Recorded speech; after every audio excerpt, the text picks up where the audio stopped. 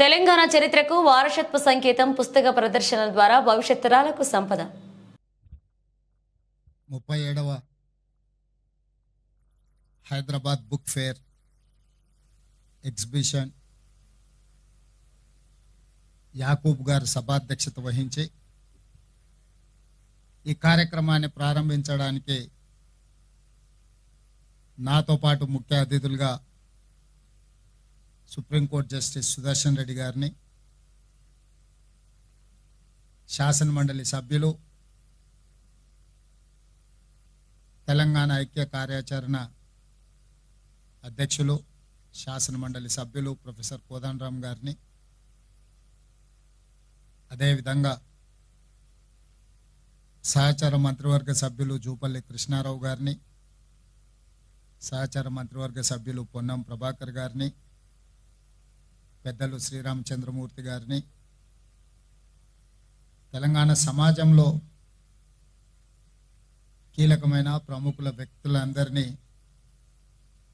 ఈ కార్యక్రమానికి ఆహ్వానించి ఈ కార్యక్రమ వేదికలకు తమ కలం ద్వారా, తమ గలం ద్వారా ఈ సమాజానికి చైతన్యాన్ని అందించడమే కాకుండా ఈ సమాజం ప్రజా పోరాటాలు నిర్మించడానికి తమదైన ప్రయత్నం చేసిన కవుల కళాకారులను పేరు ఈ వేదికలకు పెట్టడం ద్వారా ఇక్కడికి వచ్చే పుస్తక ప్రియులకు పుస్తకాలలోనే కాకుండా ఇక్కడ ఉన్న వేదికల ద్వారా కూడా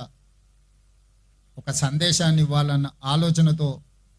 ఈ కార్యక్రమాన్ని నిర్వహించినందుకు నిర్వాహకులకు మనస్ఫూర్తిగా నేను అభినందనలు తెలియజేస్తున్నాను.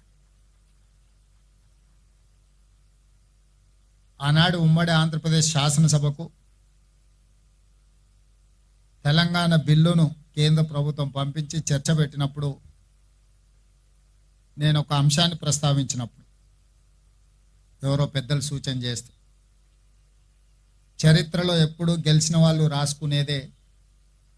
చరిత్రగా ఉంటుంది, కానీ పోరాటంలో అసూలు బాసిన వాళ్ళు,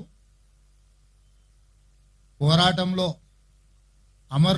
అమరులైన వాళ్ళ గురించి చరిత్రలో కొంత నిర్లక్ష్యము, కొంత సమాచార లోపం ఉంటుంది. అది సాయుధ రైతాంగం పోరాటమైన, తొలి తెలంగాణ ఉద్యమమైన, మలి తెలంగాణ ఉద్యమమైన, ఉద్యమంలో సమిధలైన అమరులైన వాళ్ళ చరిత్ర కంటే రాజకీయ ప్రయోజనం పొందిన వాళ్ళ గురించే ఎక్కువ చర్చ జరుగుతున్నది. ఒకవేళ చరిత్రకారులు వాస్తవాలను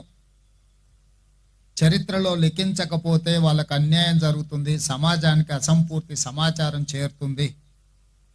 కాబట్టే తెలంగాణ కవులు కళాకారులు తమ కళలకు పదును పెట్టాలి, తమ